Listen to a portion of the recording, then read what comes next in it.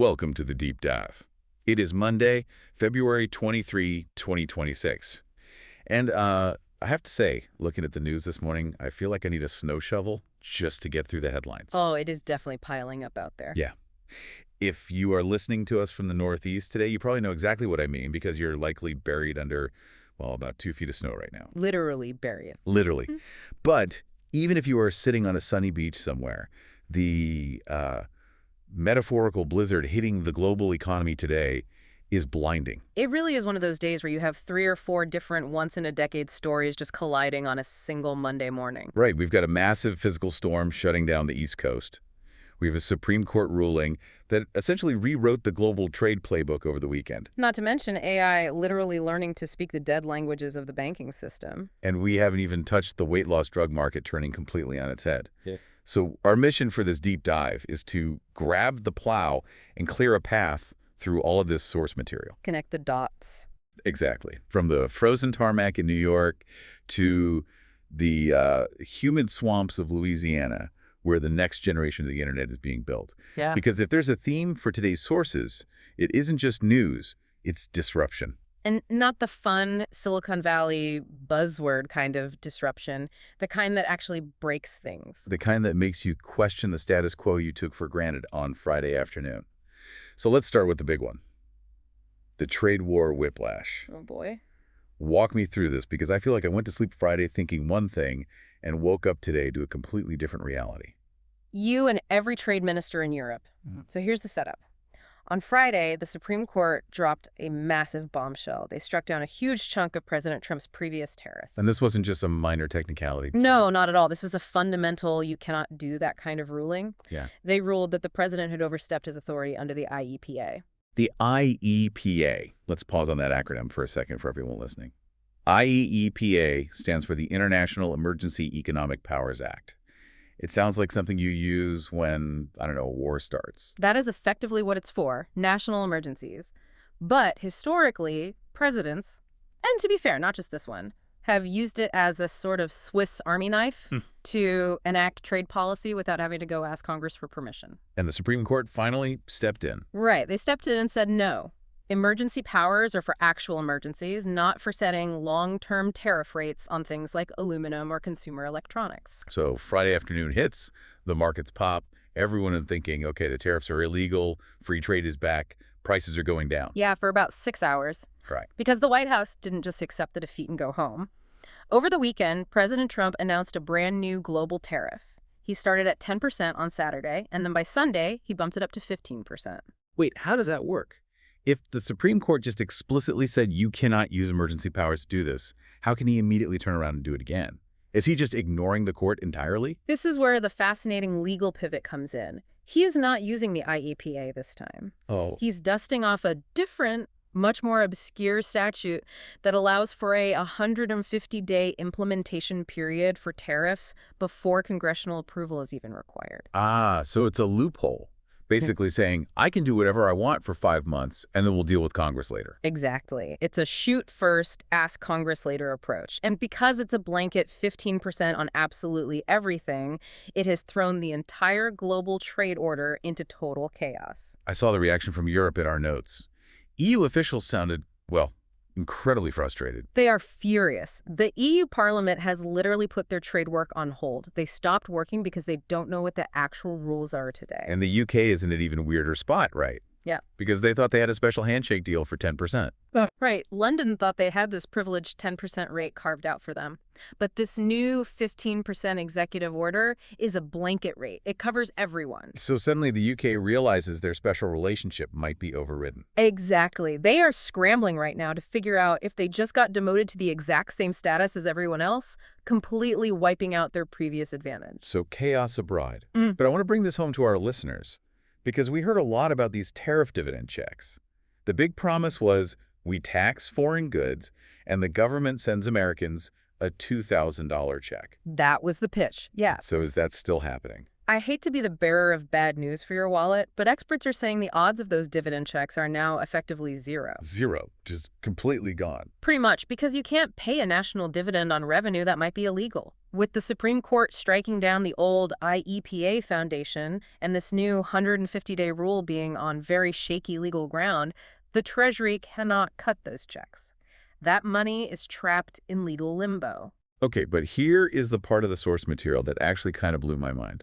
The refund issue. Oh, the refunds, yeah. If the Supreme Court said the old tariffs were illegal, does the U.S. government have to give that money back to the companies that paid it? Technically, Yes. yes. We are looking at potentially $175 billion in refunds owed to importers. $175 billion. With a B, and Treasury Secretary Scott Bessent is calling this a complete logistical nightmare.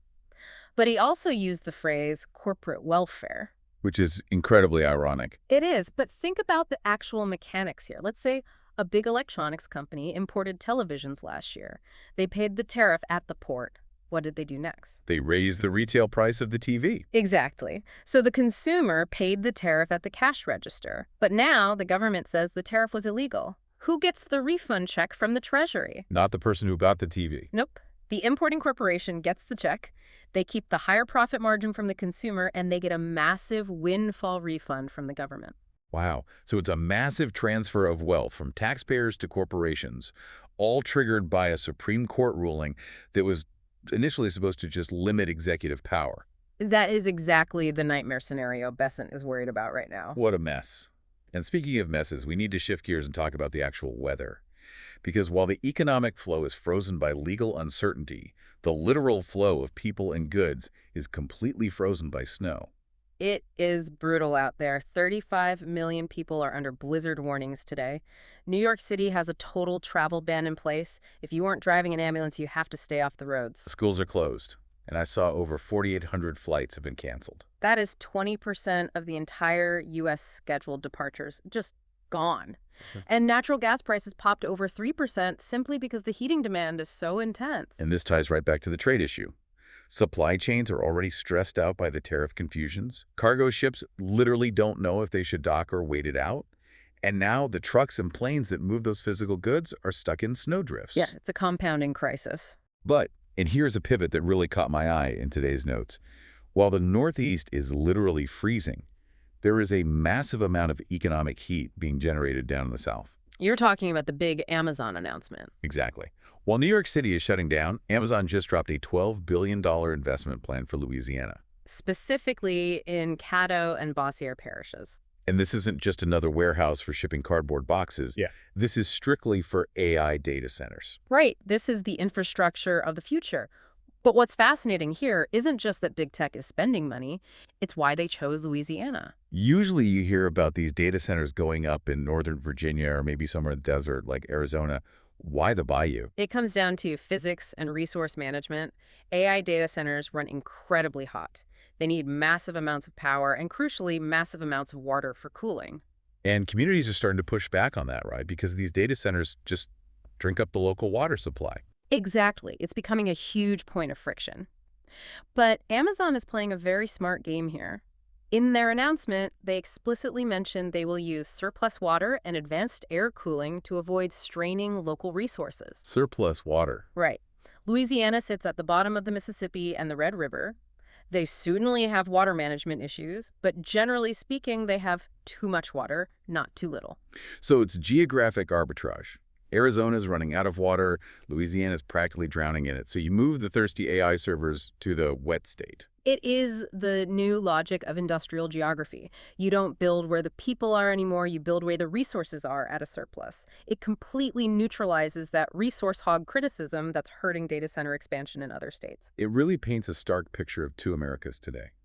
The old legacy infrastructure freezing in the Northeast and this new resource-hungry digital brain growing in the South. And speaking of that digital brain, we really need to talk about what that AI is actually doing, because there was a tech story today involving Anthropic that I think absolutely terrified some very specific investors. This is the Claude Code story. And I'll admit, at first glance, I thought, okay, another coding bot, who cares? But then I looked at the market reaction. IBM stock price down 13%. And cybersecurity stocks took a hit too. CrowdStrike and Zscaler were down around 9%. It was a bloodbath for that specific sector. Why? What does this new Anthropic tool do that is so terrifying to a giant like IBM? It modernizes legacy code. Specifically, it targets things like COBOL. Okay, explain COBOL to me like I'm 5. I know it's old. But how old? Imagine if all the banking contracts in the world were written in Latin, but nobody has been taught Latin since 1980. COBOL is the programming language of the mainframe era from the 60s and 70s, but it still runs 95% of all ATM transactions today. 85%? That's wild. It runs the IRS, it runs airline booking systems. It is the invisible ancient plumbing of the entire global economy. And because nobody learns it in college anymore, I assume the few people who do know how to fix it charge an absolute fortune. Exactly. And companies like IBM make billions of dollars charging lucrative consulting fees just to maintain these ancient, fragile systems. It's a maintain the mess business model. Enter Claude Code. Enter Claude Code. Anthropic demonstrated that this new AI capability can ingest all that spaghetti code, millions of lines of messy, undocumented junk, figure out what it does, and rewrite it or patch it in seconds. So if you are IBM and your entire business model is billing 500 consulting hours to fix a bug in a bank's payroll system. And the AI just does it in 5 minutes for $10. Yeah. Your stock drops 13%. Investors suddenly realize that the protective moat of legacy complexity just evaporated overnight. It also automates security scanning, which is why those cybersecurity stocks took a hit. That is just wild. It's not just replacing the creator anymore, it's replacing the human mechanic. And it's not staying confined to the business world. Anthropic is taking this directly to the Pentagon. Their CEO, Dario Amodei, is meeting with Defense Secretary Pete Hegseth. Now, Anthropic has always marketed themselves as the good guys of AI, right? The safety-first, cautious company. That feels like a very weird cultural fit for the Department of Defense. It is a massive point of tension. Anthropic wants strict assurances. They want to know their digital brain won't be used for autonomous weapons or kill chains. They want ethical guardrails. And what does the DoD want? The DoD's stated stance is that they want all lawful use cases, which is essentially military speak for, if we buy the hammer, we get to decide which nails to hit. Lawful is doing a lot of heavy lifting in that sentence. It really is. So it's a huge clash of cultures. Can you be a safety-first AI company while selling to the world's largest military? We are about to find out. It seems like everywhere we look in the source material today, there's a bottleneck being broken. We have AI breaking the coding bottleneck, and then we have the FDA openly admitting they are the bottleneck in medicine. Yes, this was a surprisingly candid warning from FDA Commissioner Marty Makary today. He basically came out and admitted the U.S. is actively losing the race to China in early-stage drug trials. These are the phase 1 trials. Right, the very beginning of human testing. And he didn't say China's science or innovation is better. He explicitly blamed American bureaucracy. He cited clunky hospital contracting and incredibly slow ethical review boards that take months to approve a study in the U.S. Meanwhile, in China. In China, they can spin up a phase 1 trial in a matter of weeks. So if you are a biotech startup, even an American one, and you're burning through cash waiting for approvals, where do you go? You go to Shanghai to get your early data fast. That feels like a massive strategic risk for the U.S. We're outsourcing the testing ground of future medicine just because we can't get the administrative form signed fast enough. It is. It's death by paperwork. And speaking of drugs and speed, let's talk about the other massive market mover today, the weight loss wars. For the last year or so, this has basically been the Coke and Pepsi show. Eli Lilly and Novo Nordisk. The great pharmaceutical duopoly. But looking at today's numbers, it looks like Pepsi just tripped and fell down a flight of stairs. Novo Nordisk's stock plummeted 15% today. That is a crash. It's their lowest point since 2021, and it's happening because the narrative of two equal giants happily sharing the obesity market just cracked wide open. So what exactly happened? Did their main drug stop working? No, their current drug is fine. The problem is their future pipeline. Their next-generation drug, Cagrisema, was supposed to be the big answer to Eli Lilly. It was supposed to beat Lilly's drug in head-to-head trials. And it did. It failed, not on safety, but on performance. In the trial, it failed to prove what they call non-inferiority against Lilly's drug. Ouch. Failed to prove non-inferiority. That has to be the most polite clinical way of saying we lost. It is. The actual trial data showed 23% weight loss for the Novo drug versus 25.5% weight loss for Lilly's drug. I mean, 2.5% doesn't sound like a massive difference to me. In a market worth hundreds of billions of dollars, it is everything, especially because Eli Lilly is simultaneously launching this new quick pen for their drug, Zepbound. Oh, right, the quick pit. Yeah, it packs a whole month's supply into one single device. It's vastly more convenient for patients. So investors are looking at the trial failure, looking at Lilly's new convenient pen and saying, game over, Lilly has the upper hand. So the duopoly is shifting. It's becoming a clear king and a distinct number two. Exactly. And when a company loses 15% of its market value in a single day, it drastically changes their ability to fund future research or acquire smaller startups. It can start a negative spiral if they don't course correct. Okay, I want to zoom out a bit to the legal and political landscape. We talked about the Supreme Court earlier, but there were two other major legal stories in today's notes about transparency. Or, well, the lack of it. You're looking at the Jack Smith report and the Harvard lawsuit? Yeah. And just as a quick reminder for you listening, when we cover politically charged legal filings like this, from either side of the aisle, we are simply reporting on what the source material states. We aren't endorsing these viewpoints or taking sides. We're just laying out the facts of the legal maneuvers. Absolutely.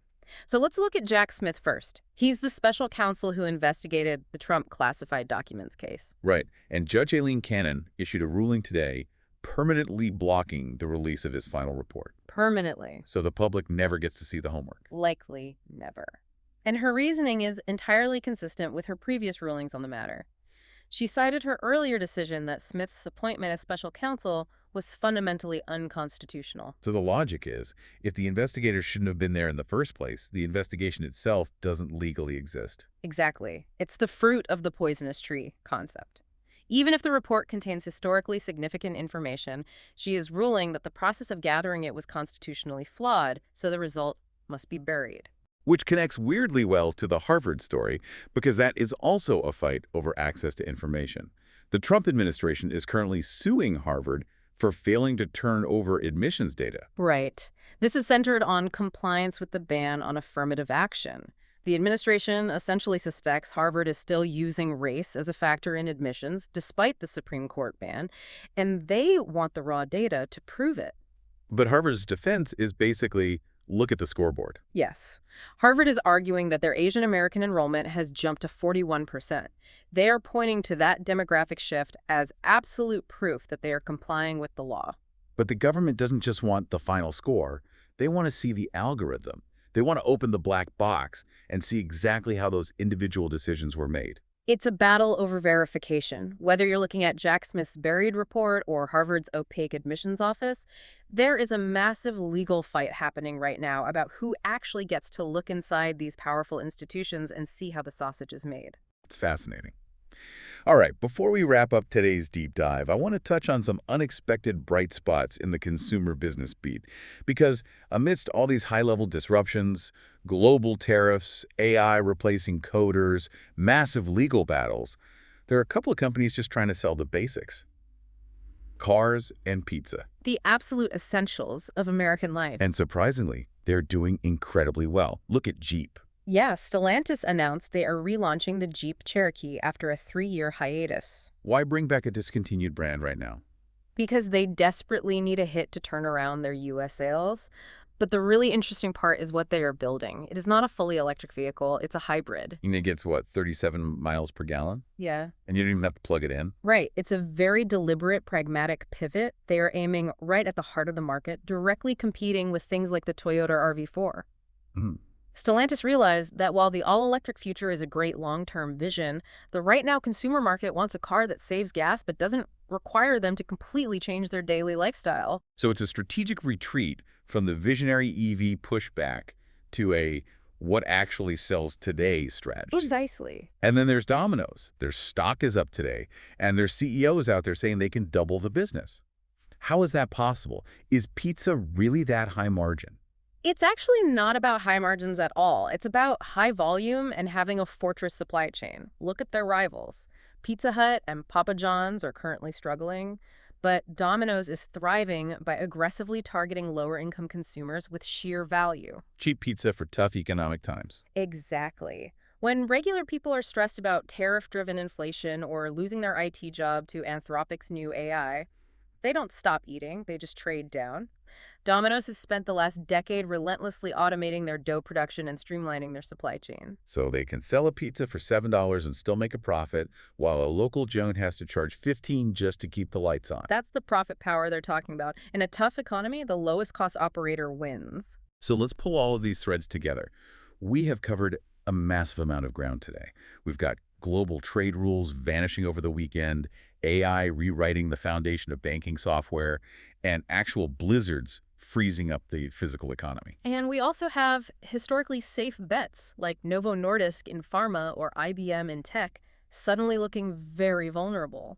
If you look at the through line connecting all these sources, what is the core takeaway? I think the real theme today is the liability of legacy. The liability of legacy. Break that down for us. Well, look at almost every single story we touched on. Legacy computer code, like COBOL, is actively being eaten by AI.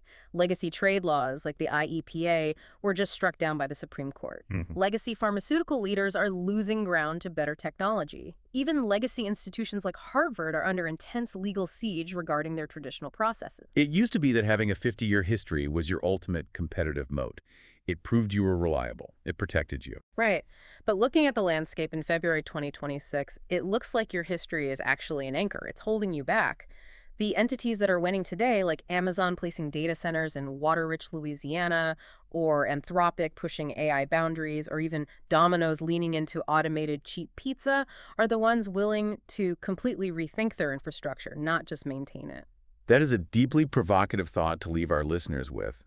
Ask yourself, in your industry, is your experience an asset, or is it becoming a liability? Definitely something to mull over while you're out there shoveling the driveway today. Absolutely. Stay warm, stay informed, and keep your head on a swivel. Thank you for joining us for this deep dive. See you next time.